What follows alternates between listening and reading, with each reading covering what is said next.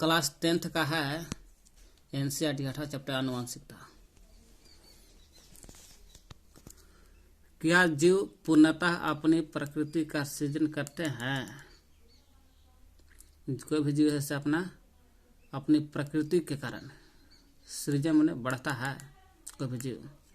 देखिए DNA double helix ये DNA है, एक और यही डीएनए है, तो डबल ना हो गया, डीएनए का एक डबल हो गया, इसलिए डीएनए डबल हेलिक्स बोलते इसको।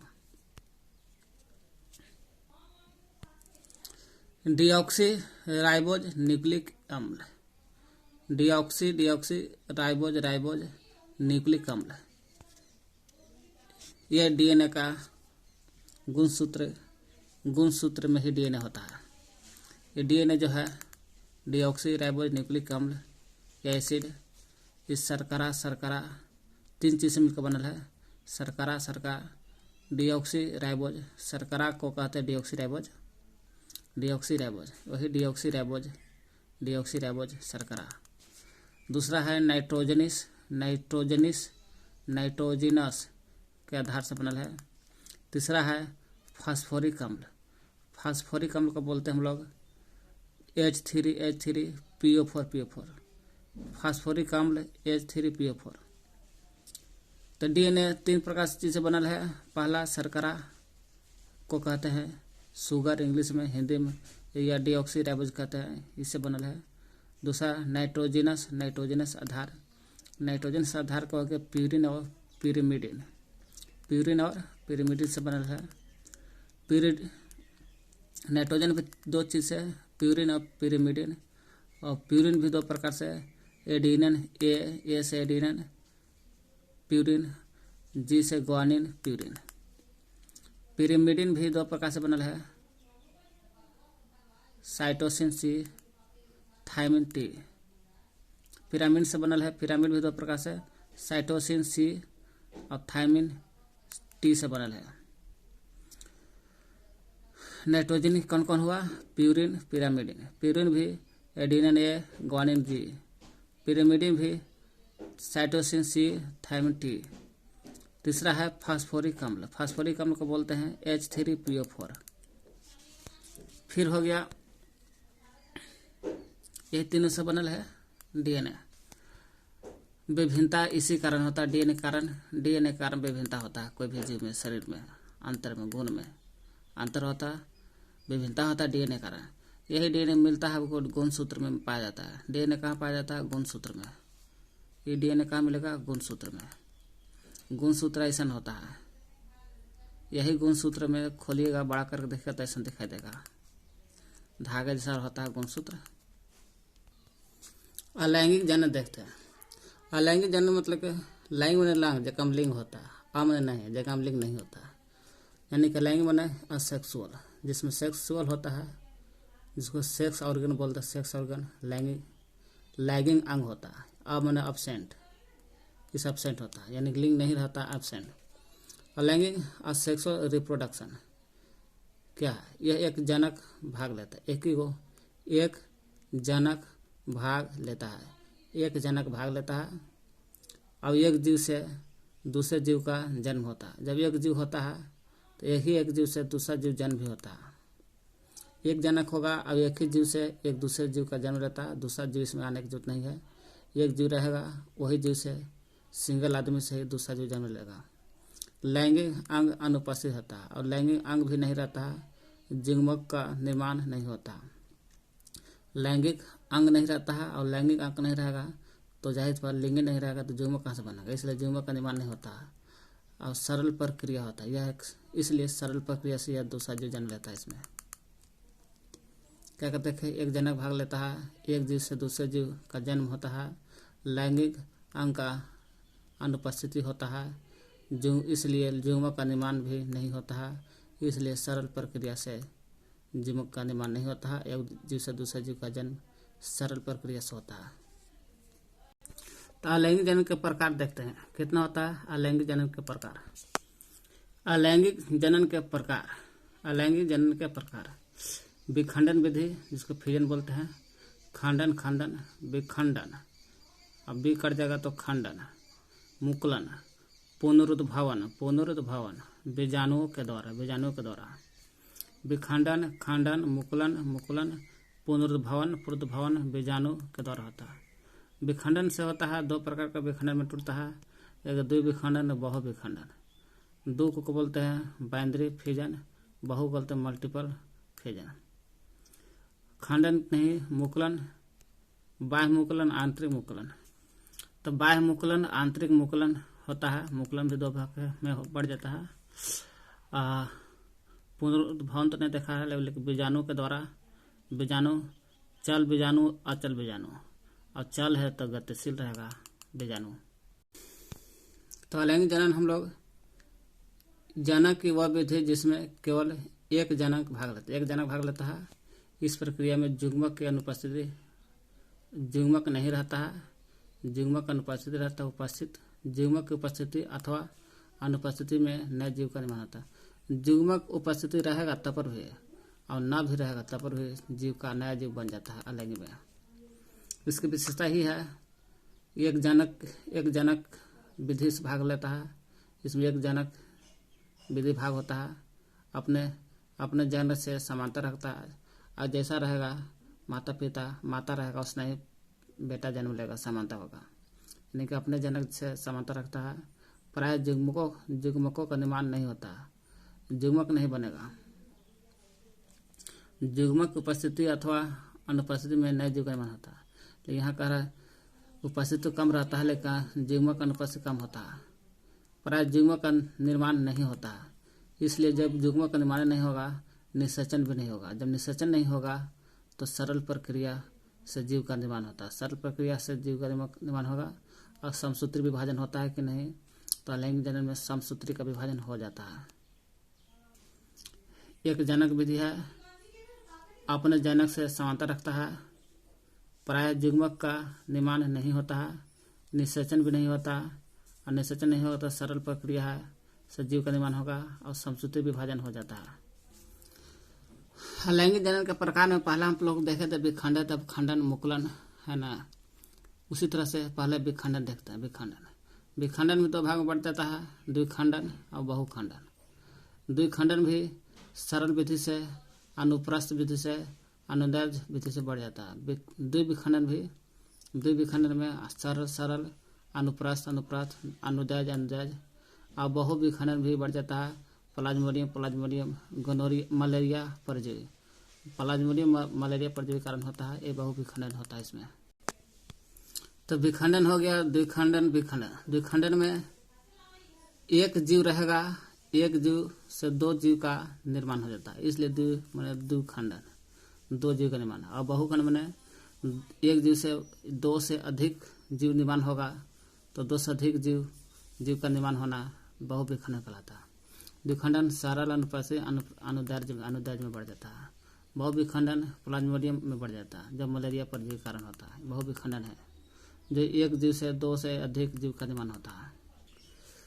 वही विखंडन, वही चीज यहाँ लिखल है। और का एक अलैंगिक जनन की वह विधि जिसमें जनक जो है का जनक कोशिका से दो या दो से अधिक संतति कोशिका या संतान में बढ़ जाता है, उसे विखंडन कहते हैं।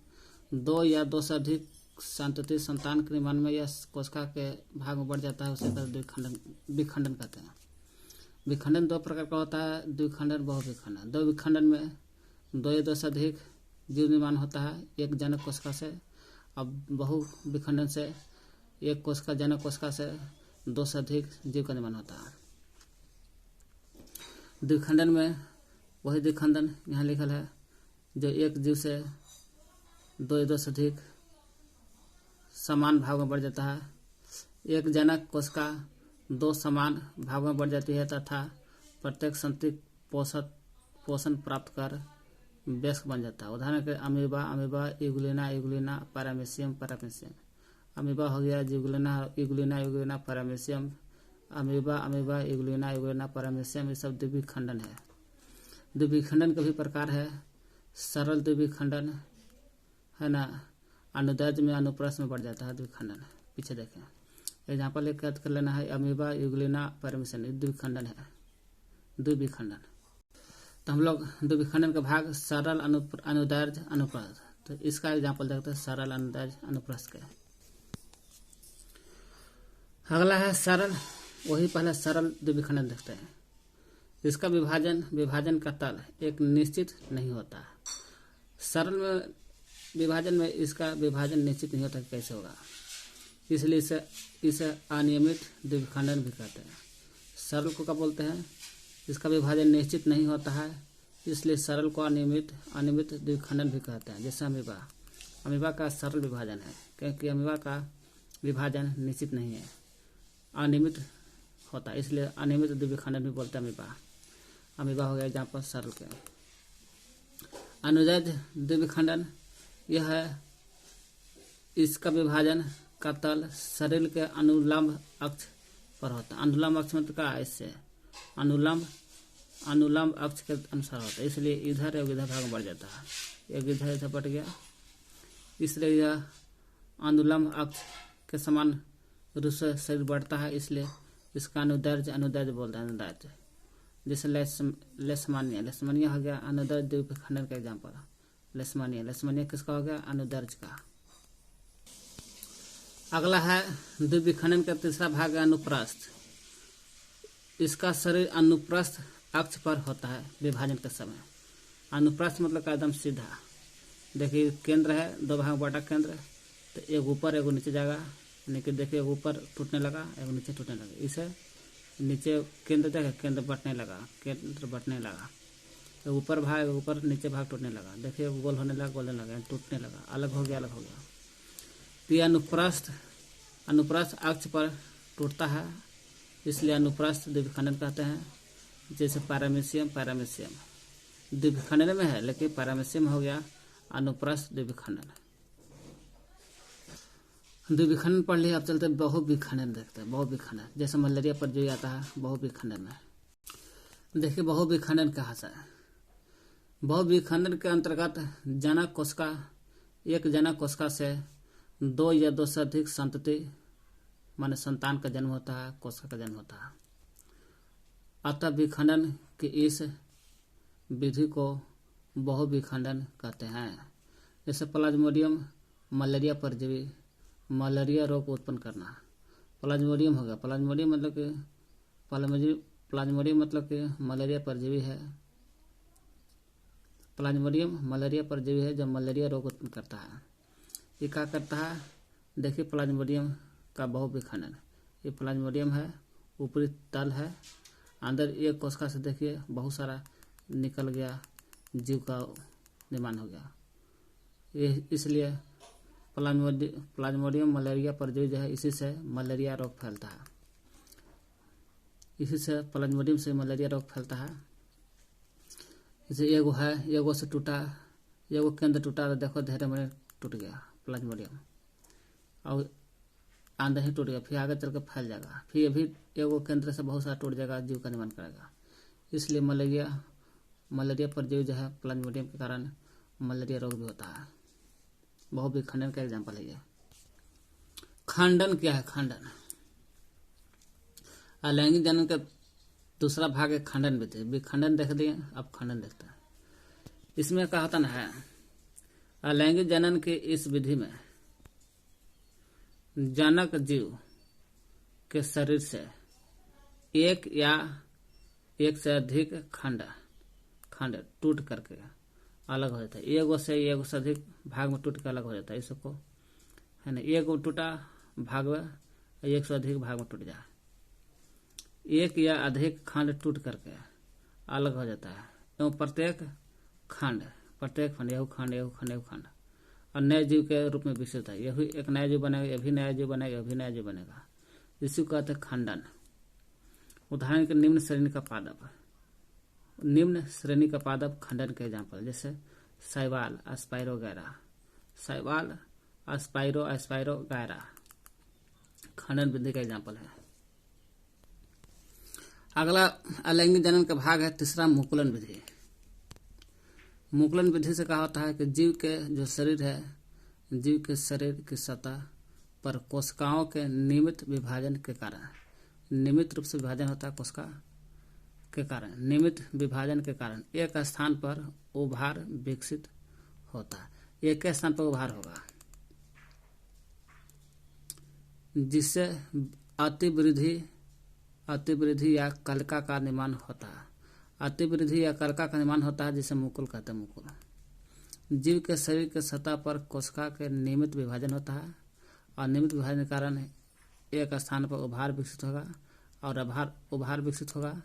इसी को अतिवृद्धि या कलिका का निर्माण, अतिवृद्धि का ही कलिका का निर्माण होता है और जो अतिवृद्धि और कलिका का निर्माण होगा उसे मुकुल कहते हैं। मुकुल देखना एक के स्थान पर उभार पैदा होने लगा, उभार होते मुकुल का निर्माण होता है। मुकुल या कलिका प्रारंभ में जब मुकुल या कलिका जन्म होता है तो शुरू में जनक जीव से जुड़ी रहकर पोषण प्राप्त करता है और वृद्धि कर जीव से अलग होने पर नए जीव का निर्माण होता है। मुकुल या कलिका जब शुरू में मुकुल जनक जीव है, इसी से भोजन प्राप्त करता है तो फिर अलग हो जाता है। फिर वही करा मुकुल या कलिका प्रारंभ में जनक जीव से जुड़ी रहती है और जुड़ कर पोषण प्राप्त करता है और वृद्धि भी करता है और वृद्धि करके जीव से अलग होने पर नए जीव का निर्माण भी होता है।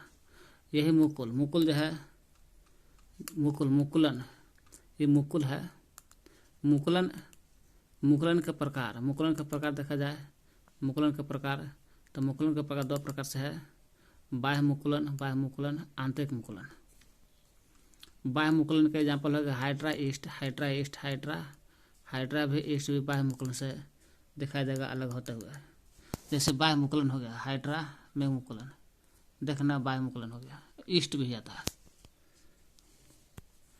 बाह्य मुकुलन हो गया हाइड्रा भी ईस्ट भी। आंतरिक मुकुलन में आएगा स्पंज, स्वच्छ मीठे जल में मिलता है स्पंज, उसमें भी स्पंज में भी आंतरिक मुकुलन होता है। यहाँ का रहा मुकुलन दो प्रकार, बाह्य मुकुलन, आंतरिक मुकुलन। बाह्य मुकुलन भी हाइड्रा ईस्ट में आता है, तो हाइड्रा बाह्य हो गया और ईस्ट में भी दिखा रहा है आंतरिक, जबकि आंतरिक मुकुलन स्वच्छ भी है। बाह्य मुकुलन इसमें कलिका या मुकुल का निर्माण जीव के शरीर के सतह के ऊपर या बाहर होता है। जीव के सतह पर ऊपर है, बाहर है, समझिए। इस प्रकार के मुकुलन के बाह्य मुकुलन कहते हैं। बाह्य मुकुलन हो गया, ये सब बाह्य मुकुलन हो गया। हाइड्रा और ईस्ट बाह्य मुकुलन के एग्जाम्पल है। आंतरिक मुकुल के एग्जाम्पल देखा जाए स्पंज है। इसमें मुकुल या कलिका का निर्माण जनक जीव जो रहता है उसके शरीर के सतह के भीतर ही जीव का निर्माण होता है। अतः मुकुलन का यह प्रकार आंतरिक मुकुलन कहलाएगा। स्पंज आंतरिक मुकुलन है। अंदर ही टूट जाता है, जीव के शरीर के अंदर ही भीतर ही मुकुल या कलिका का निर्माण होता है। इसमें भी कलिका का निर्माण होगा, मुकुल का निर्माण होगा, लेकिन जीव के अंदर ही होता है, इसलिए स्पंज हो गया आंतरिक मुकुलन। पुनरुद्भवन में कहा गया प्लेनेरिया एग्जाम्पल। प्लेनेरिया जो है में पुनरुद्भवन हो रहा है। इसमें एक जीव टूट करके क्षितिज होता है, इधर जाने में ताना चला। ये भी वाला इधर गया तो एक जीव बन जाएगा, ये भी गया इधर तो जीव बन जाएगा, ये भी गया तो इधर जीव बन जाएगा। छोटा जीव फिर बड़ा जीव हो गया, छोटा से बड़ा हो गया, है ना। जीव में अपने कायिक भाग से नए जीव के निर्माण की क्षमता होती है, नए जीव का निर्माण होता है। अर्थात यदि किसी कारणवश जीव छत या विक्षत हो जाता है, जीव टूट करके छत विक्षत हो जाता है, या कुछ टुकड़ों में टूट जाता है, या कुछ टुकड़ा में टूट करके अलग हो जाता है, देखिए 1 2 3 टुकड़ा में, तो इसके अनेक टुकड़े वृद्धि कर नए जीव में विकसित होता है। इसका अनेक टुकड़ा टूट जाएगा, नए जीव का निर्माण करता है। इसी को पुनरुद्भवन कहलाता है। जैसे हाइड्रा प्लेनेरिया, हाइड्रा भी देखें हम लोग मुकुलन द्वारा भी वृद्धि कर रहा था, और हाइड्रा पुनरुद्भवन द्वारा भी हो रहा है। और प्लेनेरिया और हाइड्रा दोनों हो गया पुनरुद्भवन विधि से अलग होता है, नया जीव का निर्माण होता है। बीजाणु समाज सामासंग। बीजाणु सामासंग देखते हैं। बीजाणु क्या है? सूक्ष्म एक कोशिकीय जीव और एक केंद्रीय होता है और पतली झिल्ली से घिरे गोलाकार विशिष्ट संरचना को कहते हैं बीजाणु कहते हैं। सूक्ष्म है, एकदम सूक्ष्म है, एक कोशिकीय है, सब एक कोशिकीय है, एक केंद्र वाला है, एक केंद्र वाला सब है। पतली झिल्ली से घिरा रहता है, पतली झिल्ली से घिरा रहता है और गोलाकार विशिष्ट गोला गोल जैसा रहता है, इसी को बीजाणु कहते हैं। शैवाल और कवक में बीजाणु निर्माण समान है। तो बीजाणु बनता है शैवाल में, कवक में, शैवाल कवक में। ब्रेड में धागे के समान कुछ संरचनाएं विकसित होती है। ब्रेड देखिएगा, ब्रेड में धागे के समान कुछ संरचना होती है। यह राइजोपस, यही राइजोपस के एग्जाम्पल है। राइजोपस में बीजाणु सामासंग, राइजोपस में बीजाणु है। ब्रेड में धागे के समान कुछ संरचनाएं विकसित होती है। यह राइजोपस का कवक जाल है। यही राइजोपस का कवक जाल सब है, जाल जैसा ना बनल है तब। उधर तंतुओं पर सूक्ष्म गोल संरचनाएं जनन में भाग लेता है। उधर तंतु पर, उधर में ऊपर सूक्ष्म गोल संरचनाएं संरचनाएं रहता है जो जनन में भाग लेता है, यही जनन में भाग लेता है। ये गुच्छ बीजाणुधानी कहलाता है। ये पूरा गुच्छा हो गया है ना, बीजाणु का गुच्छा, इसलिए बीजाणुधानी कहते हैं। ये गुच्छ बीजाणुधानी है जिसमें बीजाणु पाया जाता है। इसी में बीजाणुधानी में बीजाणु पाया जाता है। बीजाणुधानी है तो बीजाणुधानी में बीजाणु पाया जाता है। यह बीजाणु वृद्धि करके राइजोपस के नए जीव उत्पन्न करता है। यही बीजाणु कहा राइजोपस के बीजाणु है, तो राइजोपस का नया जीव बनेगा, फूटेगा तो नया जीव, यहाँ से बीज निकलेगा, नीचे गिर जाएगा, नया जीव बनेगा। बीजाणु वृद्धि करके राइजोपस के नए जीव उत्पन्न करता है। बीजाणु के चारों ओर एक मोटी भित्ति होती है। बीजाणु के चारों देख रहे हैं, मोटी मोटी भित्ति रहता है जो प्रतिकूल परिस्थितियों में उसकी रक्षा करता है। तो भित्ति रहेगा तब ना रक्षा करता जी।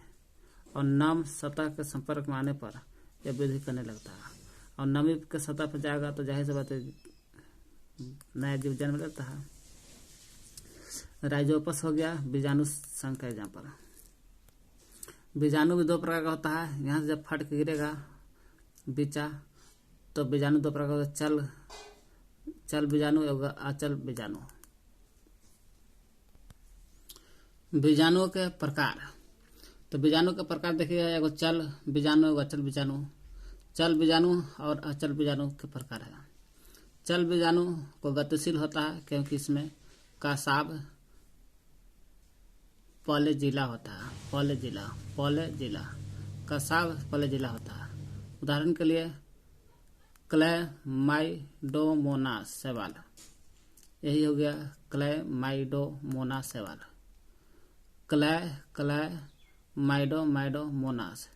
क्लैमाइडोमोनास शैवाल चल बीजाणु है क्योंकि इसमें कासाब पॉलीजिला है। इसमें अचल है। पेनिसिलियम कवक जो है कोनिडिया कहते इसको, पेनिसिलियम कवक कोनिडिया, ये सब अचल बीजाणु क्योंकि इसमें अगतिशील है, क्योंकि इसमें कासाब गतिशील है तो इसमें नहीं होता, कासाब पॉलीजिला अनुपस्थित रहता है, इसलिए अगतिशील है। और पेनिसिलियम कवक कोनिडियम आता है बीजाणु, अचल बीजाणु जो एक जगह गिर जाएगा वहीं जमेगा। यह है कि चल है कि एक जगह गिरेगा तो उड़ के दूसरी जगह जाकर बह करके जम जाएगा। कौन? क्लैमाइडोमोनास शैवाल। अगला है अलैंगिक जनन का भाग है कायिक प्रवर्धन है ना, वेजेटिव रिप्रोडक्शन। वेजेटिव माने कायिक प्रवर्धन। इसमें होता ना कायिक प्रवर्धन में कि पेड़ पौधा में होता है। पेड़ पौधा के 3 भाग बटा रहता है, जड़, तना, पत्ती में, जड़, तना, पत्ती। उसी में से कोई एक चीज में हो, कोई तीनों में हो सकता है कायिक प्रवर्धन। अलैंगिक जनन की वह विधि जिसमें पादप के कायिक भाग, पेड़ पौधा का जो कायिक भाग होता है, कायिक भाग कौन कौन होता है पेड़ पौधा कायिक भाग? मूल, तना, पर्ण। मूल मूल, तना तना, मूल माने जड़, तना, पर्ण माने पत्ती में बटा रहता है। यही तीनों में से नए पौधे का निर्माण होगा। नए पौधे के निर्माण में भाग लेता है। इसे विधि को कायिक पौधन कहते हैं। मूल, जड़, तना, पत्ती से ही नया पौधा बनेगा, इसी को कायिक पौधन कहते हैं। कायिक पौधन के प्रकार प्राकृतिक और कृत्रिम होता है। कायिक पौधन प्राकृतिक में जड़ के द्वारा निकल जाएगा नया पत्ता, नया जीव, या तना के द्वारा भी नया जीव बनता है, या पर्ण माने पत्ती के द्वारा भी नया जीव बनता है ना। पत्ती के द्वारा भी नया कलिका हो गया, यही कलिका हो गया है ना। कलिकाओं के साथ ब्रायोफिलम की पत्ती, ब्रायोफिलम की पत्ती हो गया। ये हो गया कायिक पौधों के एग्जाम्पल। प्राकृतिक कायिक में आता है जड़, तना, पत्ती के द्वारा होता है। जैसे पत्ती में देखें कालिकाओं के साथ ब्रायोफिलम के पत्ते, ब्रायोफिलम के पत्ती है, यही कायिक पौधन हो गया। कृत्रिम कायिक पौधन हो गया कलम से दाब लगा के रोपण विधि से होगा। कलम लगाते हैं ना, और दाब लगा के या रोपण शीशों के लकड़ी काट के गाड़ दोगे तो नया पेड़ पौधा जन्म ले लेगा। ये सब हो गया कलम, दाब, रोपण विधि से कायिक पौधन होता है। वही कह रहा है। इसी प्रकार ब्रायोफिलम की पत्ती में, ब्रायोफिलम की पत्ती है कोर पर, एकदम कोर पर देखिए, कुछ कलिकाएं विकसित होकर मृदा में गिर जाता है ना। कुछ मृदा में गिर जाएगा और गिर करके नए पौधे में विकसित होता है। यही कलिका वृद्धि होगा, यही कलिका से नया पौधा जन्म लेगा ब्रायोफिलम की पत्ती से। पर्तन या कलम या रोपण विधि से कायिक पौधन की तकनीकी का उपयोग कृषि में भी किया जाता है। चाहे पर्तन रहे या कलम रहे, या कलम में रोपण विधि से भी कायिक पौधन का टेक्निकल का प्रयोग किया जाता है कृषि में। जैसे पर्तन, कलम, रोपण विधि से गन्ना, ग से गुलाब, अंगूर, इसके कुछ उदाहरण है। गन्ना के भी पर्तन या गुलाब या अंगूर के कलम रोपण से है ना कायिक तकनीकी से नए पौधे का जन्म होता है। कायिक पौधन द्वारा उगाए गए पौधों में बीज द्वारा उगाए पौधों की अपेक्षा है ना पुष्प और फल कम समय में लगते हैं। कायिक पौधन जब होता ना तो उसमें जब बीज से उगाई होगा पौधा, या कायिक पौधन से पौधा उगाएगा, तो कायिक वाला में पुष्प फूल कम समय लगता है, और बीज वाला में थोड़ा ज़्यादा लगता है।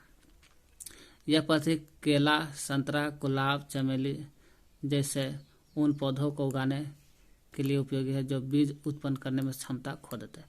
जैसे केला, संतरा, गुलाब, चमेली।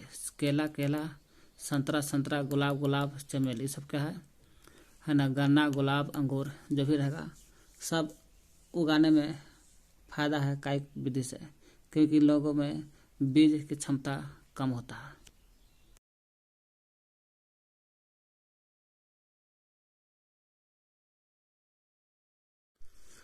आज पढ़ेंगे पुष्पीय पौधों में लैंगिक जनन।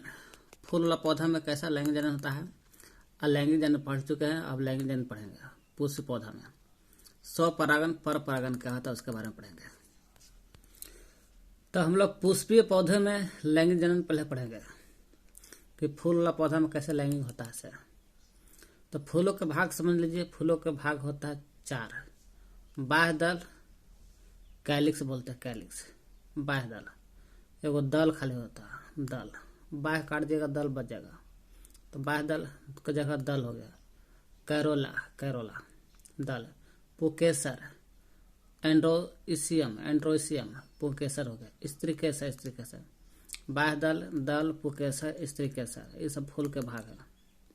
स्त्री केसर को बोलते हैं जीनोसियम हो गया स्त्री केसर। बाह्य दल, पुकेसर, स्त्री केसर।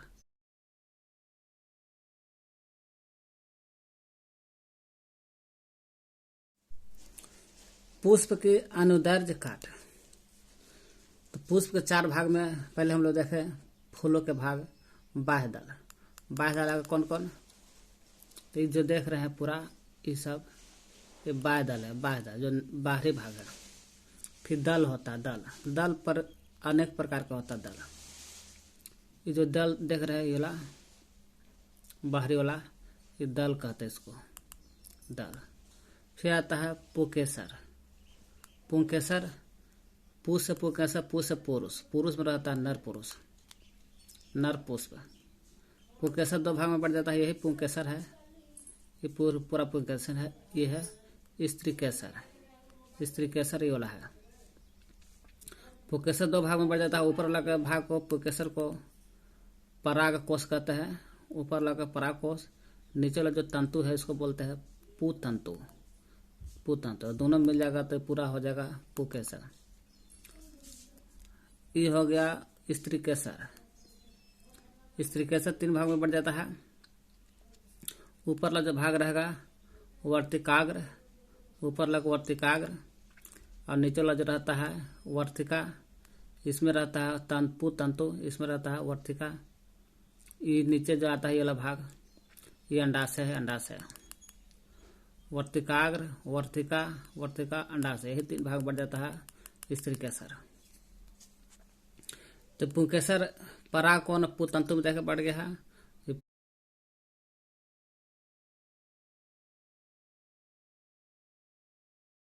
पराग कोष है। और ये पुतंतु फिलामेंट बोलते ही भाग में बढ़ता है पुंकेसर, पुरुष में होता है, नर में। स्त्री केसर में है पूरा स्त्री केसर है। स्त्री केसर के 3 भाग वर्तिकाग्र, वर्तिकाग्र, वर्तिका, वर्तिका, अंडाशय, अंडाशय में बढ़ जाता है स्त्री केसर। स्त्री केसर वर्तिकाग्र, वर्तिकाग्र, वर्तिका, वर्तिका, वर्तिका और अंडाशय में बढ़ जाता है स्त्री केसर। देखिए जब पुष्प में फूल में पुंकेसर या स्त्री केसर दोनों में से कोई एक जननांग उपस्थित होता है तो उसे एकलिंगी पुष्प कहते हैं। ऐसा फूल जिसमें चाहे पुंकेसर मिलेगा न तो चाहे तो स्त्री केसर मिलेगा, दोनों में से कोई मिलेगा, उसे एकलिंगी कहते हैं। एकलिंगी का हो गया पपीता, पपीता, तरबूजा, तरबूजा। एकलिंगी पुष्प में चाहे नर या मादा वाला फूल रहेगा, इसमें मादा है तो एकलिंगी हो गया, नहीं इसमें पुरुष का है तो एकलिंगी हो गया केवल। तो पपीता, पपीता, तरबूजा, तरबूजा एकलिंगी है। और जब दोनों रहेगा तो इस पुंकेसर और स्त्री केसर दोनों रहेगा तो उभयलिंगी को बोलते हैं, उभयलिंगी फूल कहेंगे। जैसे गुड़हल, गुड़हल और सरसों, गुड़हल का फूल और सरसों का फूल है, उभयलिंगी है। देखिए इस चित्र पूरा देख रहे हैं। ऊपरला वर्तिकाग्र है, अस्टेगमा बोलते हैं, वर्तिकाग्र अस्टेगमा, वर्तिका, ये वर्तिका हो गया। और ये जो पूरा देख रहे हैं ये भाग, ये जो भाग देख रहे हैं ये हो गया अंडाशय, ये पूरा हो गया अंडाशय। अंडाशय के अंदर क्या दिख रहा है, बीजांड, हरेरका टाइप, हरेरका जो है बीजांड है ओवल। अंडाशय के अंदर बीजांड, और बीजांडों के अंदर देख रहा है आपको ये जो भाग दिख रहा है ना, बीज है, ये बीजांड है। बीजांड के अंदर 3 गो, एगो पूरा केंद्रक है, एगो केंद्रक, 2, 3, 4, 5, 6, 7 गो केंद्रक है। हालांकि एक में 2 गो और है, कटल बीच में रहते हैं, देखिए 2 गो रहता है केंद्रक। अंडाशय है, अंडाशय के अंदर बीजांड है। बीजांड के अंदर इसका चर्चा नहीं दिया है, लेकिन इतना सोच लीजिए इसके अंदर ये जो दिख रहा है 1, 2, 3, ये वाला एक अंड कोशिका है। क्या है ये, अंड कोशिका कहते हैं इसको। 7 कोशिका है ना जी, तो कम 1 कोशिका है, ये अंड कोशिका कहते हैं इसको। अंडाशय में यही अंडाशय पूरा है। अंडाशय में बीजांड होता है, अंडाशय में ये बीजांड है रेखा वाला, तथा प्रत्येक बीजांड में एक अंड कोशिका मादा युग्मक होती है। अंडाशय में बीजांड, और बीजांड में प्रत्येक बीजांड में ये प्रत्येक बीजांड में एक अंड कोशिका है। देखिए अंड कोशिका है ना, अंड कोशिका है, अंड कोशिका। अंडाशय में बीजांड, बीजांड में अंड कोशिका होता है। अंड कोशिका है तो मादा युग्मक होला, अंड कोशिका है तो मादा युग्मक कहिए। परागकण द्वारा उत्पादित नर युग्म, परागकण क्या करता है, परागकण निकलता है नर युग्म से। ये नर युग्म अंडाशय के अंड कोशिका से संश्लेषित होता है ना।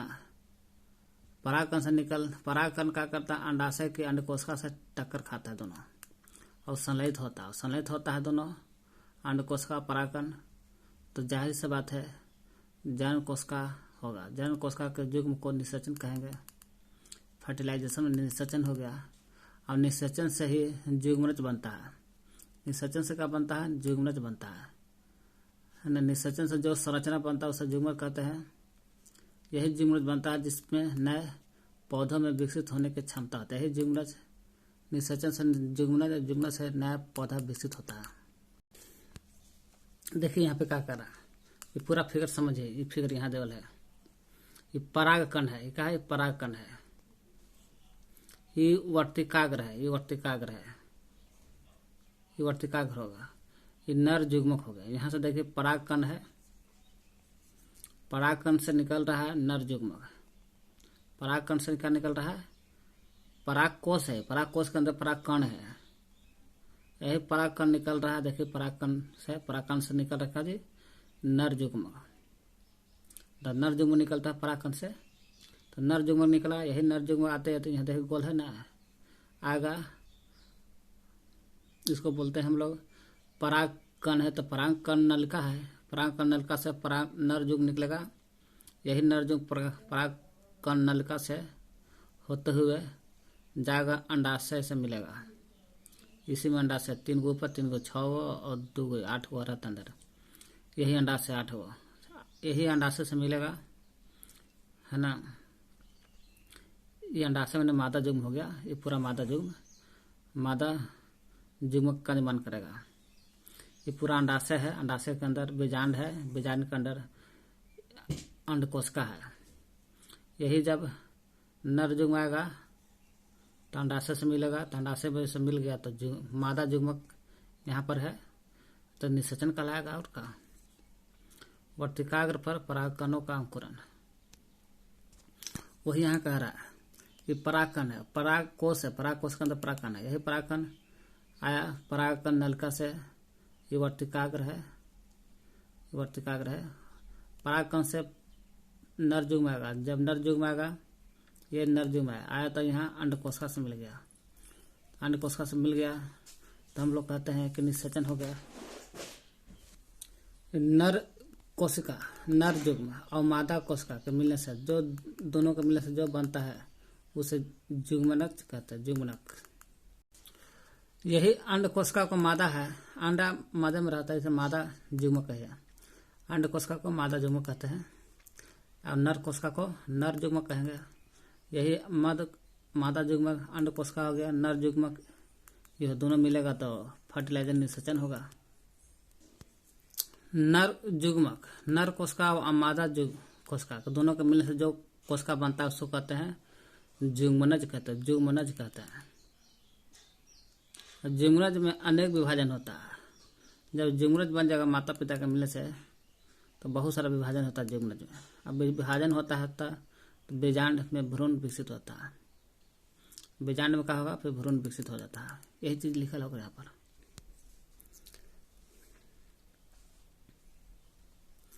निषेचन के पूर्व और निषेचन के बाद, है ना। निषेचन के बाद और निषेचन के पूर्व देखिए तो परागकोश है। परागकोश के अंदर परागकण बहुत सारा है। पराग नलिका है और परागकण है तो पुरुष में होगा। ये परागकण नलिका हो गया। ये पूरा पेड़ का टाइप जो दिख रहा है। ये हो गया नर युग्म है, क्योंकि नर से निकल रहा है तो नर युग्म है। और इधर हो गया मादा युग्म। ये पूरा फिगर जो देख रहे हैं, ये पूरा फिगर हो गया अंडाशय न। पूरा फिगर हो मादा युग्म का, क्या बोलते इसको, अंडाशय कहिए। वर्तिका अंडाशय। ये हो गया वर्तिकाग्र। इधर ये वर्तिका हो गए, अंडाशय हो गया। ये पूरा हो गया अंडाशय। और ये अंडाशय के अंदर जो दिख रहा है हल्का टाइप पर, हल्का टाइप जो देख रहे हैं यही अंडाशय है। अंडाशय यही हल्का है। अंडाशय के अंदर जो ब्लू टाइप दिख रहा है ये बीजांड हो गया। ये क्या हो गया? बीजांड। ये बीजांड हो गया। बीजांड के अंदर देखिएगा 3 गो कोशिका दिख रहा है। इसको बोलते हैं पत्ती व्यासांत। पत्ती व्यासांत 3 गो है। ध्रुवीय कोशिका ध्रुव में है 2 गो ध्रुवीय कोशिका होता है जब बीजांड के अंदर होता है। फिर अंड कोशिका भी ये गो है अंड कोशिका जो ललका है अंड कोशिका है। इस सहायक कोशिका भी 2 गो है, बगल में है सहायक कोशिका 2 गो है। पत्ती व्यासांत ध्रुवीय कोशिका अंड कोशिका 2 गो अंड कोशिका है। अंड कोशिका 1 गो है और सहायक कोशिका 2 गो है। निषेचन के बाद अंड कोशिका में एगो न्यूक्लियस होता है। मैंने केंद्रक होता है। और नर युग्मक में भी एगो न्यूक्लियस एगो केंद्रक होता है। अंड कोशिका में एगो न्यूक्लियस, नर युग्मक में भी एगो न्यूक्लियस। जब दोनों निषेचन करता है तो हो जाता है द्विमरज बनता है। यही द्विमरज बीजांड बनाता है, भ्रूण का निर्माण करता है। यही द्विमरज जब इधर से एगो न्यूक्लियस बनता है 2 गो न्यूक्लियस जो द्विमरज का निर्माण करता है। अंड कोशिका और नर युग्मक मिलेगा, दोनों के द्विमरज का निर्माण करता है जाइगोट, जो 2 गो न्यूक्लियस होता है। वो तो हो गया अंड कोशिका नर युग्मक क से हो गया युग्म न ज बन गया। अगला है ध्रुवीय कोशिका प्लस नर युग्मक। यही नर युग्मक अंड कोशिका से बनेगा तो युग्मनज। यही नर युग्मक जब ध्रुवीय कोशिका से मिलेगा तो 2 गो न्यूक्लियस होता है। इसमें ध्रुवीय में 2 गो ऊपर नीचे है ना, नर युग्मक में 1 न्यूक्लियस होता है। जब दोनों मिलेगा ध्रुवीय कोशिका और नर युग्मक तो प्राथमिक एंडोस्पर्म कोशिका निर्माण करेगा। प्राथमिक एंडोस्पर्म कोशिका बनेगा। जब प्राथमिक एंडोस्पर्म कोशिका बनेगा तो 2 गो 3 गो न्यूक्लियस बनेगा। निषेचन के पश्चात चेंज आता है देखने में ध्रुवीय कोशिका में और अंड कोशिका में। ध्रुवीय कोशिका में होता है कि नर से मिलता है तो प्राथमिक एंडोस्पर्म कोशिका निर्माण करता है। और अंड कोशिका में होता है, अंड कोशिका में नर से मिलता है तो द्विमरज का निर्माण करता है। इसलिए ध्रुवीय कोशिका और अंड कोशिका में चेंज होता है निषेचन के बाद। तो निषेचन के पश्चात अंड कोशिका और ध्रुवीय कोशिका में चेंज होता है। और निषेचन के बाद अंडाशय, यही अंडाशय फल में हो जाता है निर्माण। अंडाशय से फल बनता है और बीजांड से बीज बनता है। बीज से बीजांड, बीज से बीज बन जाता है। और निषेचन के पूर्व पहले बीजांड था और अंडाशय था। और निषेचन के बाद यही अंडाशय फल में आ जाएगा, यही बीजांड बीज में आ जाता है। पराग कणों को पुंकेसर से वर्तिकाग्र तक स्थानांतर की आवश्यकता होती है।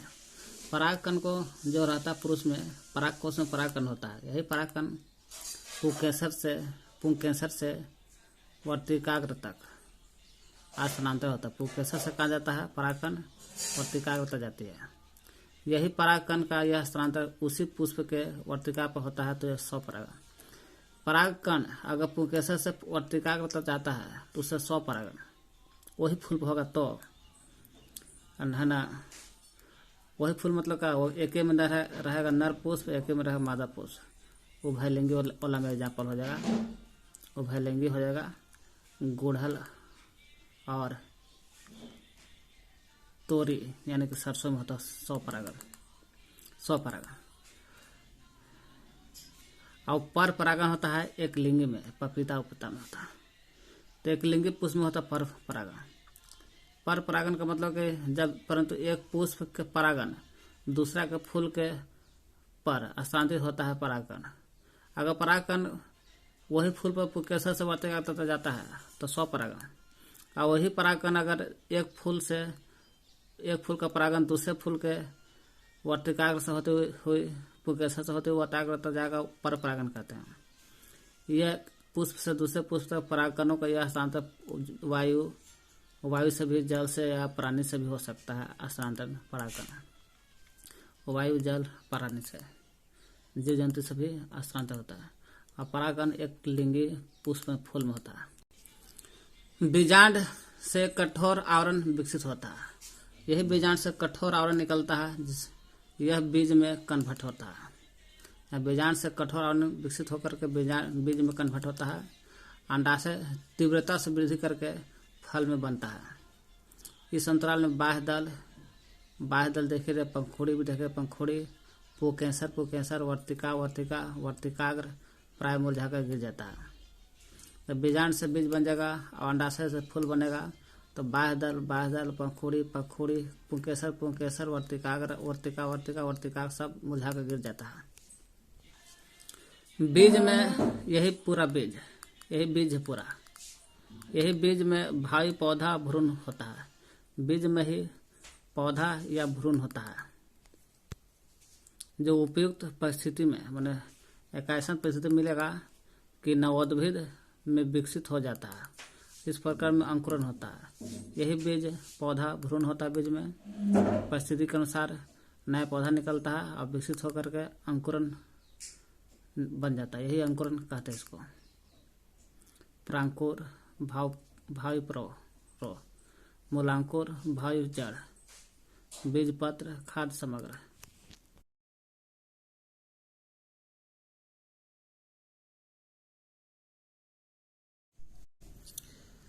अब नर जनन तंत्र देखते हैं। नर जनन तंत्र के भाग कौन कौन है? वृषण जो होता है एक जोड़ी होता है। फिर सहायक नली भी एक जोड़ी होता है। और बाह्य जननेंद्रिय शीशन कहते हैं इसको।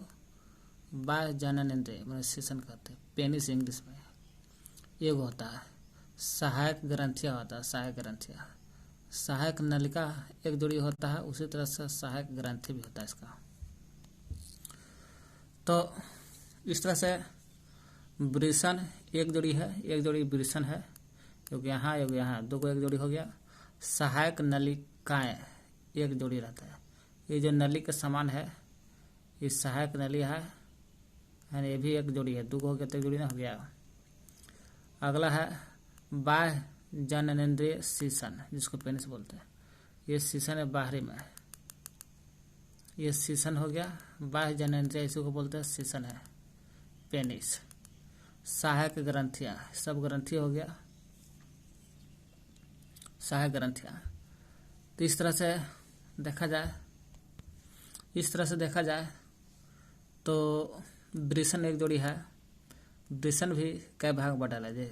एक ऊपर देखिएगा वृषण का पूरा, वृषण का अंदर है। ये जो देख रहे हैं ये वृषण पालिका है।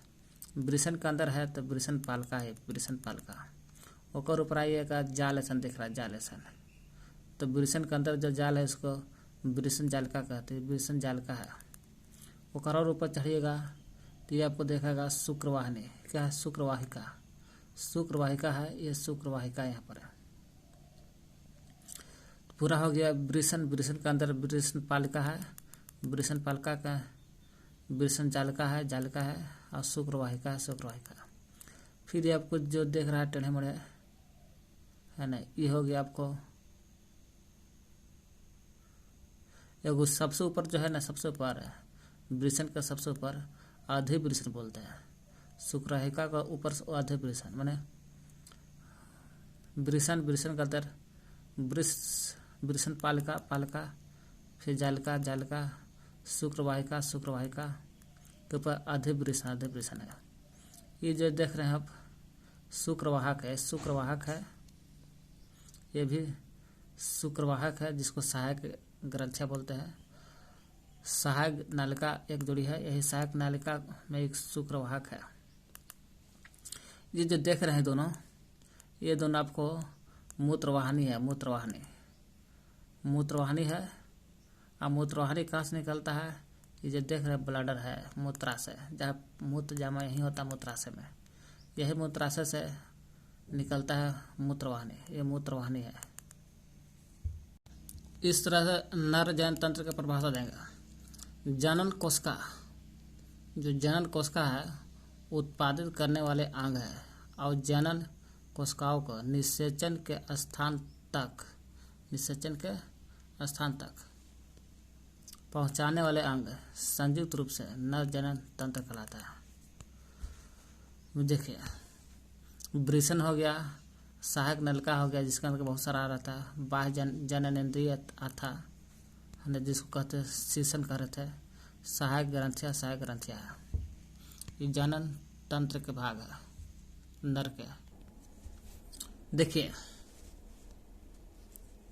यही वृषण देखते हैं, वृषण वाला पहले देख रहे थे। हाँ, तो वृषण में पहले हम लोग पूरा वृषण का भाग है।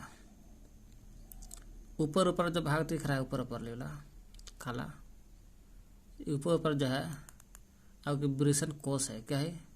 वृषण कोश है।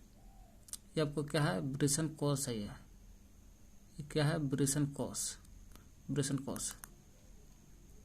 और जो ये जो देख रहे हैं ये वाला, ये जो भाग जो दिख रहा है ये आपको हो गया वृषण पालिका है। ये वृषण पालिका है ना। वृषण पालिका जो है ऐसा 1 2 3 4 5 6 7 इसी तरह से 200 से 250 कक्षा में रहता है। 200 से 250 कक्षा में से रहता है वृषण पालिका। 200 से 250 में की संख्या में रहता है। फिर इधर आइएगा, ये जो जाल ऐसा दिख रहा है, जाल ऐसा पहले देख लीजिए। पहले वृषण पालिका है ना, वृषण पालिका भी 2 भाग में बढ़ जाता है। वृषण पालिका 2 भाग में बढ़ जाता है। ये भी 2 भाग में बढ़ जाता है। एगो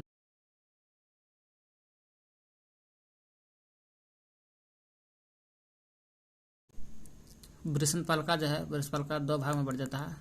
नर जर्म कोशिका और सटोली कोशिका। नर जर्म का मतलब नर में, और सटोली है तो सटोली भी होता है। नर जर्म और सटोली कोशिका में आता है। सटोली कोशिका जो है इसका काम है पोषण प्रदान करना। ये पोषण प्रदान करता है, कहा लगे कि नर जर्म जो है यही पोषण से शुक्राणु निर्माण कर सके नर। ये जो पूरा वृषण ऊपरला आवरण है, वृषण का आवरण है, वृषण कोश कहते हैं। इसका बोलते हैं वृषण कोश। यही वृषण कोश में ये वृषण कोश हो गया। ये जो दो गो ये वृषण पालिका है, क्या है? वृषण पालिका है। 2 गो वृषण पालिका के बीच में जो खाली स्थान है इसको बोलते हैं आंतरकोशिकीय अवकाश। आंतरकोशिकीय अवकाश हो गया। आंतरकोशिकीय अवकाश है। यही आंतरकोशिकीय अवकाश आंतरकोशिकीय कोशिका का निर्माण करता है। आंतरकोशिकीय अवकाश तो आंतरकोशीय है, अवकाश है तो आंतरकोशीय कोशिका का निर्माण करेगा। आंतरकोशिकीय कोशिका कहो, अवकाश है तो कोशिका लगा देना है, या तो लीडिंग कोशिका निर्माण करेगा। लीडिंग कोशिका का निर्माण करता है जो एक प्रकार का हार्मोन निकालता है। नेक्स्ट, ये जो जाली सा दिख रहा है, ये जाली आपको कहलाता है वृषण जालिका। वृषण के अंदर है तो वृषण जालिका। और ये जो दिख रहा है, ये जो ऐसा सा भाग दिख रहा है, ये शुक्रवाहिका है। ये शुक्रवाहिका है। और ये जो भाग दिख रहा है ना, ये हो गया अधिवृषण। ये अधिवृषण है। और यही अधिवृषण आगे चल के पतला होकर के एक नली के रूप में बन जाता है जिसको शुक्रवाहक बोलते हैं। शुक्रवाहक माने नालक, शुक्राणु को वाहक है। शुक्राणु इसी में जाता है इसलिए शुक्रवाहक है। एक शुक्रवाहिका है, ये शुक्रवाहक है। यही अधिवृषण शुक्रवाहिका और वृषण जालिका तीनों, ये तीनों 1 2 3 तीनों मिल जाता है और तो बन जाता है सहायक नलिका कहलाता है। सहायक नलिका, ये सहायक नलिका 1 2 3 सहायक नलिका हो गया। तो अधिवृषण, शुक्रवाहिका, वृषण जालिका ये सब सहायक नलिका है। तो देख लिए हम लोग। तो वृषण के बारे में पढ़िए एक बार। वृषण कैसे शरीर में वृषण जो होता है, वृषण उदर गुहा माने पेट के गुहा के बाहर एक थैली में रहता है। उदर गुहा के जो बाहर रहता है एक थैली में रहता है वृषण। इसी को वृषण, जिसे वृषण कोश स्क्रोटम कहते हैं। वृषण कोश या स्क्रोटम कहते हैं। शरीर में वृषण कहाँ रहता है? उदर गुहा के बाहर रहता है। उदर गुहा का बाहर रहता है, किसी में थैली में रहता है। इसी को क्या बोलते हैं? वृषण कोश स्क्रोटम कहते हैं। यही वृषण कोश जो है, वृषण कोश वृषण के तापमान को, वृषण कोश मतलब बाहरी आवरण बोलते हैं, और उसके तापमान को क्या कहता है? शरीर के जो तापमान जितना है मानो के तो 2-2.5 डिग्री सेंटीग्रेड कम रखने में सहायक होता है। वृषण कोश का काम क्या है? तो वृषण के जितना तापमान है उसको तापमान को शरीर के तापमान से 2.5 डिग्री सेंटीग्रेड कम रखता है, जो शुक्राणु जनक के लिए आवश्यक है। यही 2.5 डिग्री सेंटीग्रेड जो है शुक्राणु जनन के लिए आवश्यक होता है। वृषण की लंबाई लगभग यही वृषण की लंबाई देखिएगा। यही वृषण के तापमान को कम रखने में काम करता है, 2.5 डिग्री से कम वृषण कोश। यही वृषण कोश की लंबाई देखा 4 से 5 सेंटीमीटर होता है। लंबाई लगभग 4 से 5 सेंटीमीटर, और चौड़ाई तो करना ही, 4 का दिया 2 कर दो, चौड़ाई हो जाएगा। और 5 के लगभग 2.5 में 3 में समझिए ना, चौड़ाई हो गया 2 से 3 सेंटीमीटर वृषण की लंबाई हो गया 4 से 5 सेंटीमीटर, और 2 से 3 सेंटीमीटर चौड़ाई हो गया।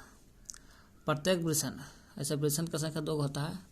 वृषण में लगभग 250 कक्ष होता है। देखिए अभी 250 कक्ष होता है, जिसे वृषण पालिका कहते हैं, है ना। 250 से 300 भी देता है कहीं कहीं। वृषण के अंदर ही वृषण कक्ष होता है, 250 कक्ष होता है। यही 250 कक्ष को वृषण पालिका कहते हैं, यानी वृषण के अंदर है वृषण पालिका 250 को। वृषण पालिका को टेस्टिकुलर लोब्यूलस कहते हैं। वृषण पालिका टेस्टिकुलर लोब्यूलस कहते हैं। प्रत्येक वृषण पालिका के अंदर, यही वृषण पालिका है, एकरो अंदर 1 से लेकर 3 गो अति कुंडलित शुक्रजनक नलिकाएं होती है।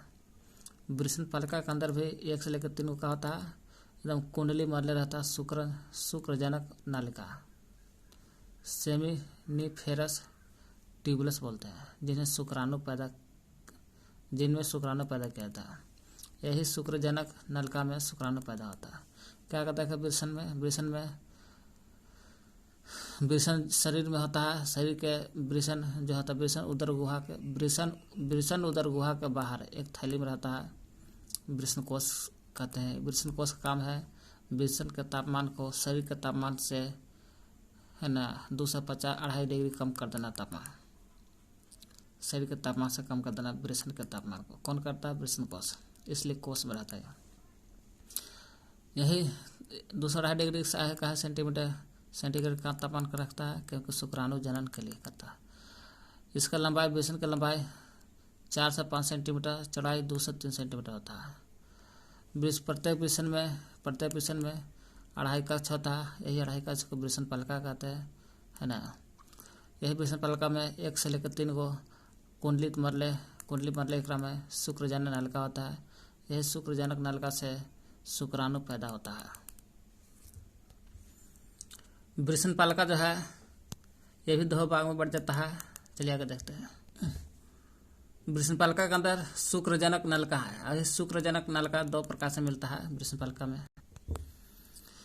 प्रत्येक शुक्रजनक जो होता है वृषण पालिका में बनता है।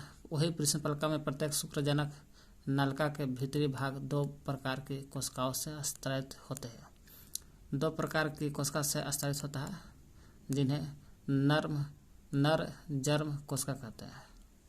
नर जर्म कोशिका, जिसको शुक्राणु जनन या स्पर्मेटोगोनिया कहते हैं। नर जर्म कोशिका। दूसरा है सटोली कोशिका कहते हैं। नर जर्म कोशिका जो है, यही नर जर्म कोशिका अर्धसूत्री विभाजन के फलस्वरूप शुक्राणुओं का निर्माण करता है। जब अर्धसूत्री विभाजन होगा, अर्धसूत्री विभाजन शुक्राणु का निर्माण करता है, यही नर जर्म कोशिका। जबकि सटोली कोशिका जो है यह भी पोषण प्रदान करता है ना। सटोली कोशिका नर जर्म कोशिका को पोषण देता है। नर जर्म कोशिका का काम है अर्धसूत्री विभाजन के फलस्वरूप शुक्राणु बनाना। यही शुक्राणु कैसे बनाएगा नर जर्म कोशिका? जब सटोली कोशिका है यही नर जर्म कोशिका को पोषण देता है, तो ये इसको सटोली कोशिका का पोषण देता है, किसको? नर जर्म कोशिका को।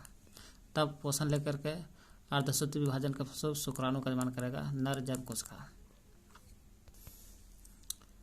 हो गया। शुक्राणु जनक नलिका के बाहर क्षेत्र को शुक्राणु जनक वृषण पालिका के अंदर होता है। शुक्राणु जनक वही शुक्राणु जनक नलिका के बाहरी क्षेत्र को हम लोग अंतराली अवकाश कहते हैं। अंतराली अवकाश को इंटरस्टिशियल स्पेस कहते हैं। शुक्रजनक कोश नलिका होता है, उसके बाहरी क्षेत्र को अंतरा अवकाश कहते हैं। यही अंतराकाश में छोटी छोटी रुधिर वाहिका होता है। इसमें क्या होता है? छोटा छोटा रुधिर वाहिका होता है और अंतराली कोशिका होता है। छोटी छोटी रुधिर वाहिका और अंतराली कोशिका होती है। अंतराली कोशिका को लीडिंग कोशिका भी कहते हैं, लीडिंग कोशिका भी कहते हैं। यही लीडिंग कोशिका जो है या अंतराली कोशिका जो है लीडिंग कोशिका है, पुंजन एंड्रोजन नामक वृषण हार्मोन संश्लेषित व स्रावित करता है। कहना मतलब ना कि शुक्राणु जनक नलिका जो है इसके बाहरी क्षेत्र में अंतराली अवकाश होता है।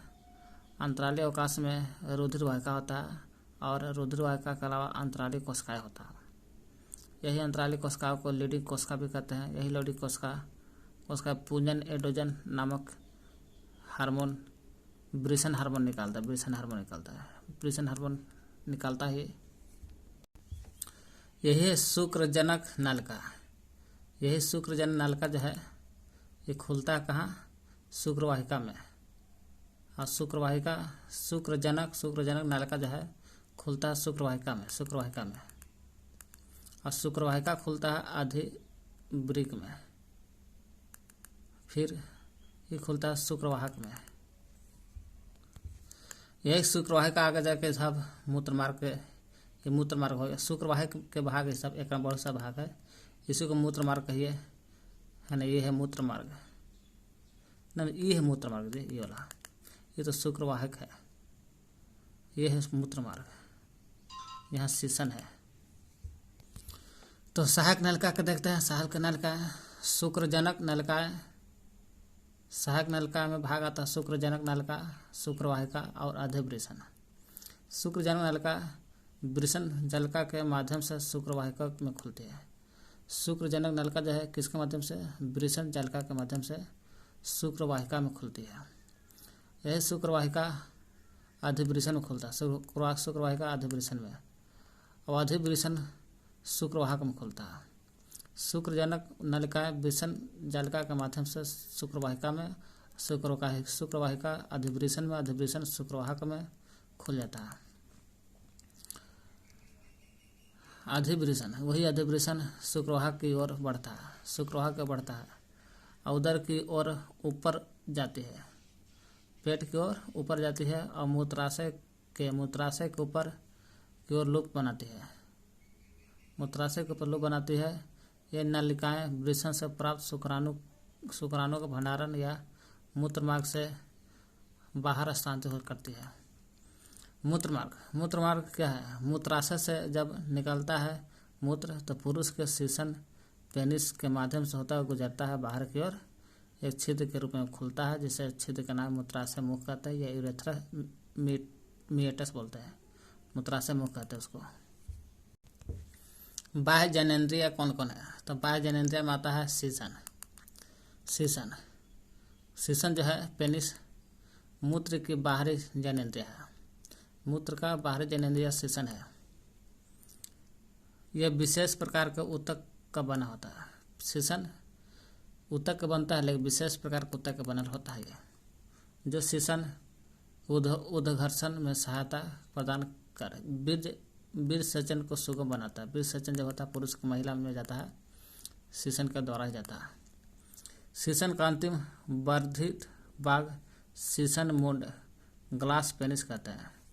पूछेगा सेचन का अंतिम वर्धित भाग कौन है, तो अंतिम भाग सेचन मुंड होता है। सेचन मुंड को ग्लास पेनिस कहते हैं, जो ढीली त्वचा से ढका होता है।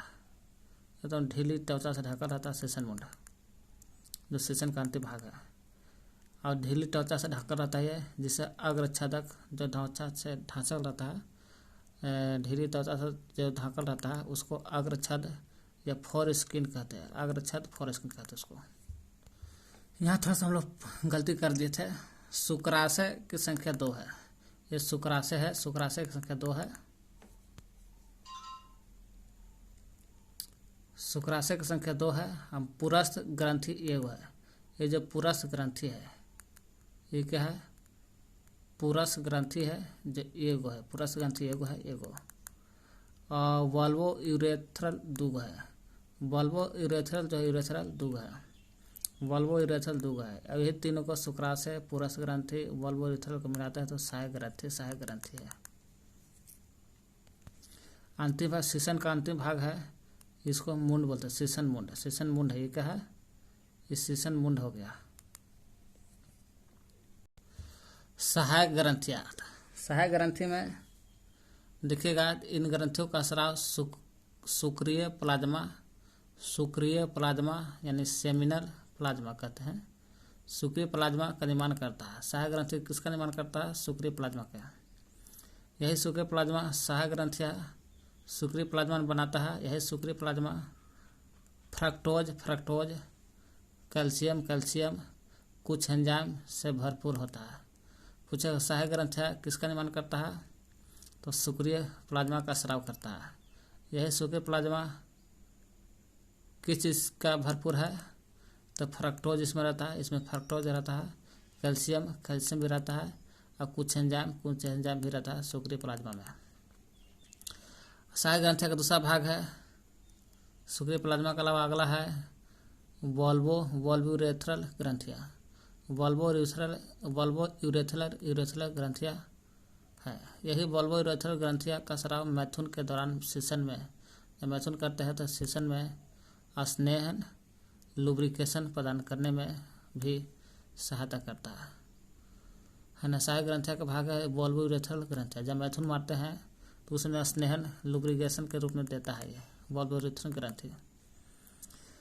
सहायक ग्रंथियां 2। सहायक ग्रंथियां का भाग एक जोड़ा रहता है शुक्राशय। शुक्राशय की संख्या 1 जोड़ा है। एक जोड़ा शुक्राशय और एक पुरस्थ होता है, प्रोस्टेट ग्रंथि होता है एगो। लेकिन एक जोड़ा है, 2 होता है शुक्राशय और 2 होता है, एक जोड़ा माने 2 वल्वो यूरेथ्रल होता है बराबर ग्रंथि, और एगो पुरस्थ माने प्रोस्टेट ग्रंथि होता है एगो। सबको मिला दीजिएगा तो सहायक ग्रंथि है।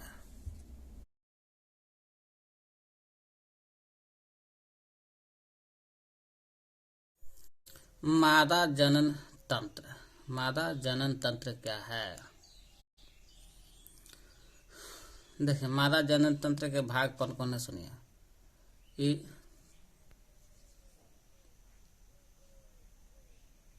अंडवाहिनी है, अंडवाहिनी। ये जो देख रहे हैं ये वाला तारेसन, ये अंडवाहिनी है।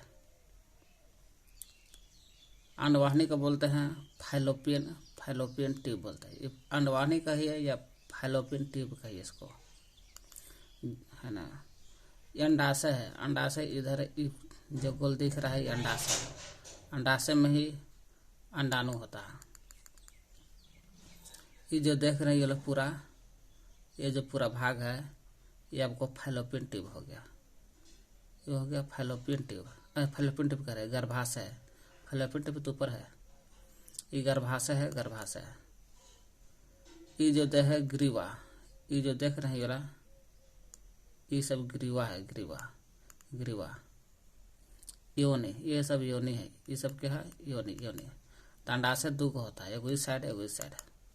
वही कह रहा देखिए, अंडाशय अंडाशय, ओवरी बोलते हैं इंग्लिश में अंडाशय को। सहायक नलिका, सहायक नलिका, सहायक नलिका में आता है अंडवाहिनी, अंडवाहिनी, अंडवाहिनी है सहायक नलिका सब। फैलोपियन ट्यूब कहते हैं इसको। गर्भाशय, गर्भाशय हो गया, देख लीजिए गर्भाशय। ग्रीवा, गर्भाशय के यूटेरस बोलते हैं, यूटेरस, यूटेरस हो गया। ग्रीवा, ग्रीवा ने कायरमिस, ये ग्रीवा है, ग्रीवा। योनि, योनि जो भैजिना बोलते हैं, योनि, योनि। सहायक ग्रंथियां बर्थोलिन, बर्थोलिन में आता है। देखिए ये दोनों अंडाशय है, ये भी अंडाशय है, ये भी अंडाशय है। ये दोनों एक तुरी, एक बार में एक तुरी में दोनों एक्टिव नहीं होता है। जब भी होता है, अगर ये दायां एक्टिव है तो बायां इनएक्टिव रहेगा, अगर बायां एक्टिव रहेगा तो दायां इनएक्टिव रहेगा। अगर दोनों एक्टिव हो जाएगा तो एक तो क्या हो जाएगा, तो जुड़वा बच्चा जन्म लेगा, जुड़वा बच्चा जन्म लेगा। वही यहाँ लिखल है, दोनों एक्टिव रहेगा तो जुड़वा बच्चा जन्म लेगा, दोनों निषेचन होता है। अगर दोनों अंडाशय सक्रिय हो जाता है तो निषेचन की क्रिया होगा, तो क्रिया के परिणाम स्वरूप जुड़वा संतान उत्पन्न होगा, जुड़वा संतान उत्पन्न होगा। बायां अंडाशय और दायां अंडाशय है ये। गर्भाशय का ही पूरा है। ये तो अंडाशय है, ये भी अंडाशय, दो अंडाशय होता है। तो अंडाशय तो देख लीजिए, ये जो दिख रहा है अंगुली जैसा, अंगुली जैसा दिख रहा है, ये भी इसका अंडवाहिनी है। इस सहायक ग्रंथि सब है, अंडवाहिनी है। यही अंडवाहिनी 3 भाग में बटल है। यहाँ जो एरिया ज़्यादा है, इस एरिया ज़्यादा है, इसको कीप बोलते हैं, कीप, कीप वाला अंडवाहिनी है। यही अंडवाहिनी अगर यहाँ थोड़ा सा देखिएगा मुड़ल है, इससे एम्पुल बिक्की बोलते हैं, एम्पुल, एम्पुल बोलते हैं, यस एम्पुल। ये जो पतला है इसे से इधर इस संकीर्ण बोलते हैं, इसको संकीर्ण। चलिए देखते हैं इधर, संकर्निध कुछ नाम है, देख लीजिएगा पूरा नाम। पहला कीप, दूसरा तुम्बिका, तुम्बिका कहिए या एम्पुल, पहले एम्पुल, और तीसरा संकीर्ण पथ है जी, संकीर्ण, संकीर्ण पथ। तो कीप, कीप, ये कीप एरिया हो गया। एम्पुल यानी तुम्बिका, तुम्बिका, तुम्बिका है, एम्पुल कहिए या संकीर्ण पथ, संकीर्ण पथ। अंडवाहिनी के भाग है तीनों। अंडवाहिनी से अंडा जो निकलता है, ये झलदी बोलते हैं, झलरी है, झलरी। ये इसी के द्वारा सोखा जाता है और जाता है कीप में, अंडाणु कीप से जाता है एम्पुल, तुम्बिका में, तुम्बिका के बाद संकीर्ण पथ में चल जाता है, संकीर्ण पथ में।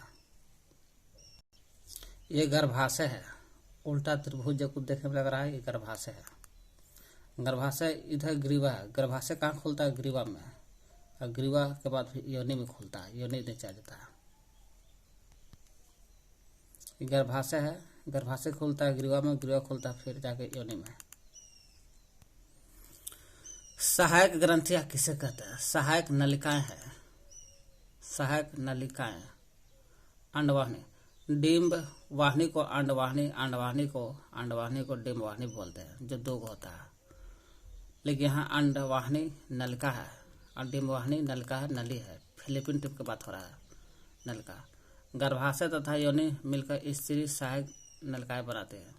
गर्भाशय योनि दोनों मिलेगा और डिम्ब वाहिनी यानी अंडवाहिनी तीनों मिलेगा तो अंडवाहिनी और डिम्ब वाहिनी नलिका और गर्भाशय योनि तीनों मिलेगा तो स्त्री का सहायक नलिका बनती है।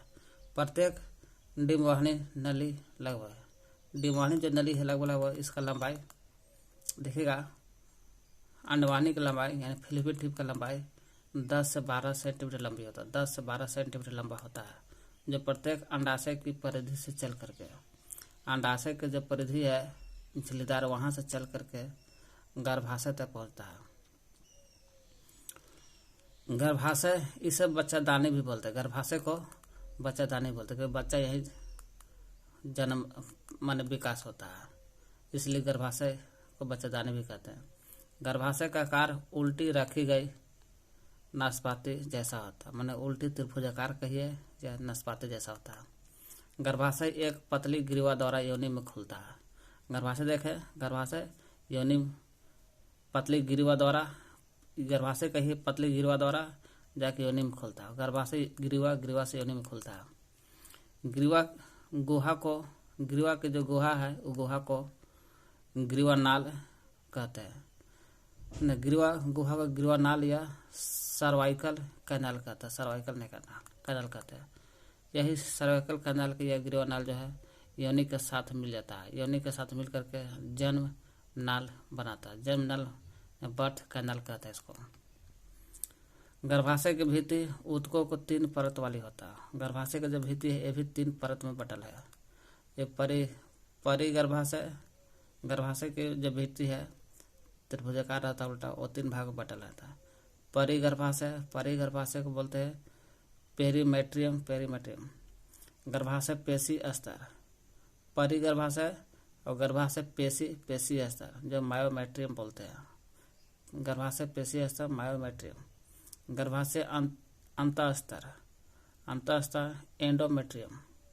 पेशी स्तर, अंतःस्तर, यही गर्भाशय के 3 भाग है। यही गर्भाशय के 3 भाग है। इसको गर्भाशय अंतःस्तर बोलते हैं। ये अंतःस्तर अंदर की रहे इसलिए अंतःस्तर बोलते हैं इसको। फिर गर्भाशय पेशी स्तर, ये पेशी स्तर हो गया, 3 भाग में होता पेशी स्तर। फिर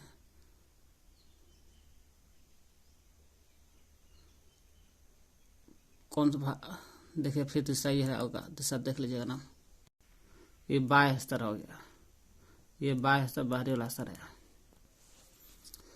अंडाशय के ठीक पास डिम्बवाहिनी का एक हिस्सा कीप के आकार का होता है। अंडाशय है, अंडाशय के पास डिम्बवाहिनी है या अंडवाहिनी कहिए, इसका कीप के आकार जैसा होता है, एक कीप का आकार जैसा होता है, जिसे कीप या इपंडिबुलम कहते हैं। अंडवाहिनी के पास है ना डिम्बवाहिनी का हिस्सा, इसका डिम्बवाहिनी का हिस्सा या फिलिपिन टिप का हिस्सा रहता है, ये कीप कहते हैं। इस कीप के किनारे अंगुली सदृश प्रक्षेप होता है, जिसे झालर कहते हैं। कि कीप के किनारे देखिएगा अंगुली जैसा लग रहता है, इसी को झालर कहते हैं।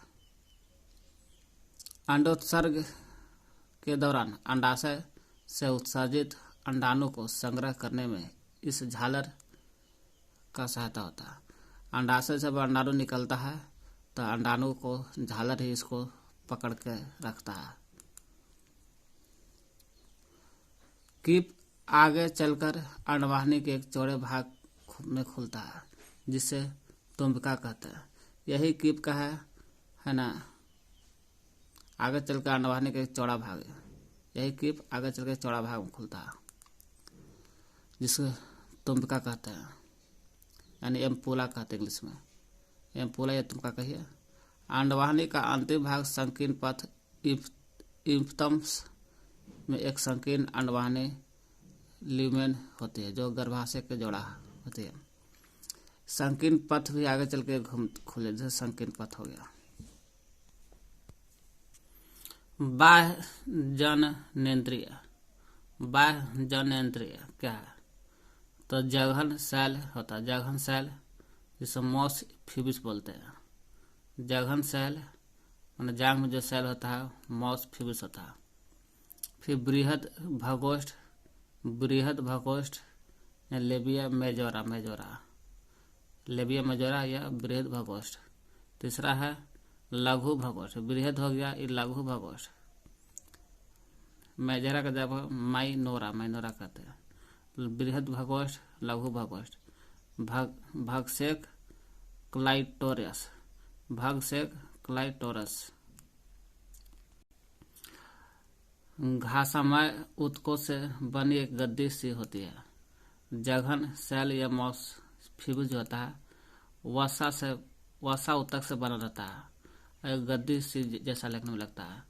त्वचा और जघन बालों से ढका रहता है, त्वचा से और जघन बाल से, जांघ वाला बाल से ढका रहता है। बृहद भगोष्ठ लेबिया मेजोरा ऊतकों का मांसल वलन फोल्ड है। ऊतकों का है मांसल वलन फोल्ड है, जो जघन सेल से नीचे तक रहता है। जघन सेल के नीचे रहता है। योनि द्वार को घेरे रहता है, योनि जो रहता है उसको घेरे रहता है बृहद भगोष्ठ।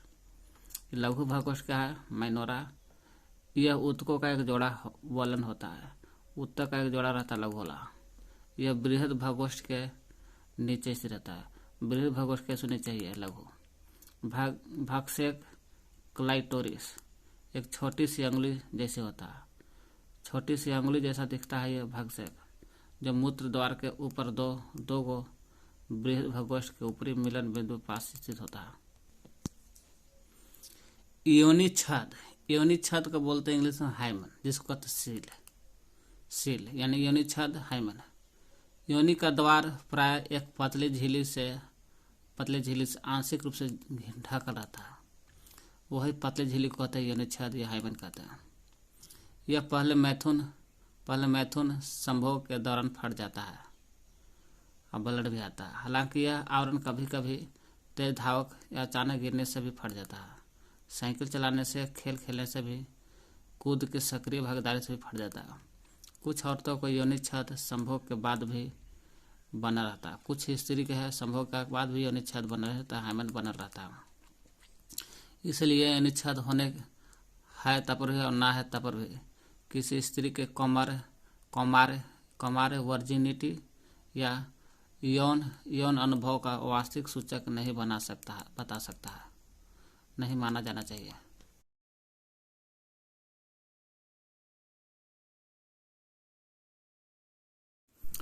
आवर्त चक्र जो है ना, ये 28 दिन का होता है। आवर्त चक्र 28 दिन का होता है। लड़कियों में होने वाली प्रक्रिया है आवर्त चक्र। प्रथम राजोधर्म की शुरुआत पूछेगा। प्रथम राजोधर्म की शुरुआत यौना आरंभ होता है। यौना आरंभ में 10 से 12 साल की उम्र में, कहीं 10 से 12 की जगह 13 भी दे देगा।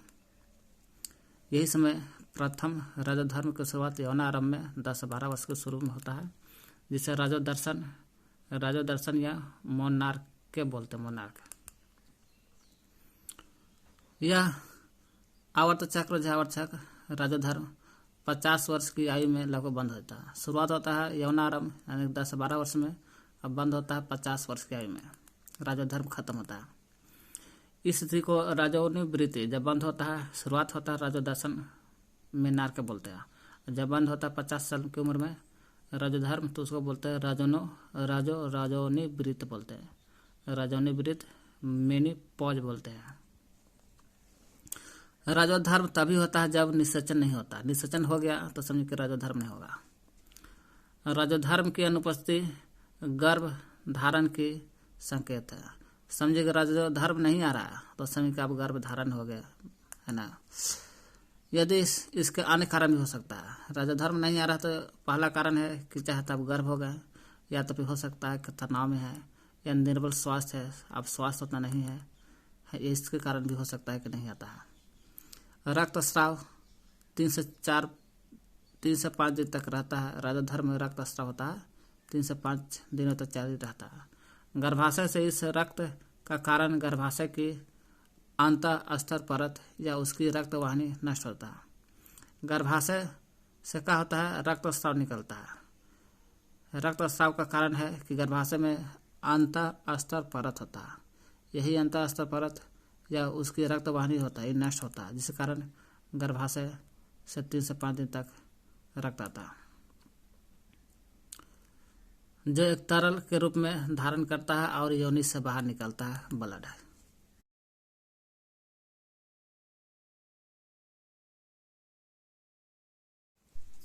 जनन स्वास्थ्य है यौन संचारित संक्रमण।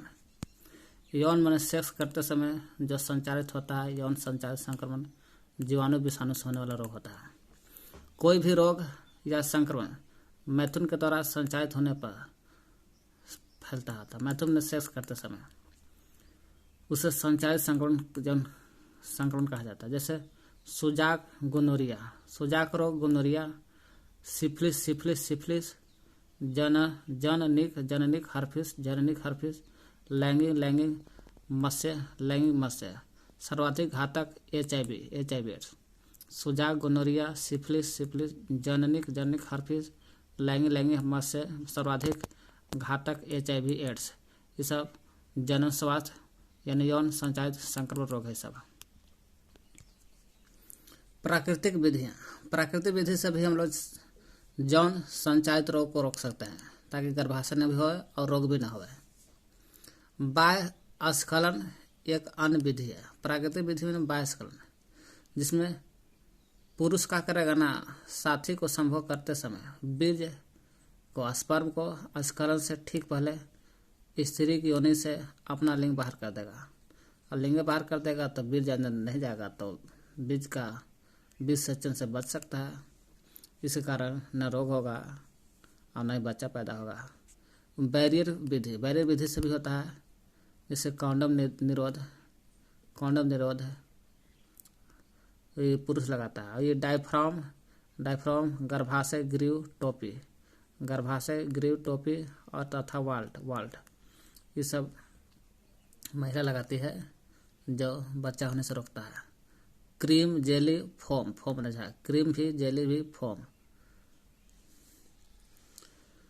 अंतः गर्भाशय युक्ति के द्वारा, जैसे इंट्रा यूट्राइन डिवाइड, IUD के नाम हो गया I से इंट्रा, U से हो गया यूट्राइन, D से हो गया डिवाइड, इंट्रा यूट्राइन डिवाइड। अंतः गर्भाशय युक्ति में आता है औषधि IUD लिपेस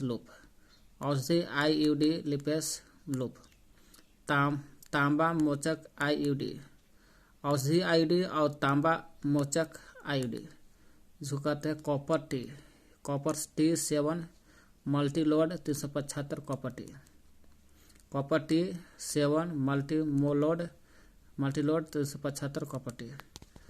हार्मोन मोचक IUD LNG20, हार्मोन मोचक IUD LNG20 ये कॉपर टी का है।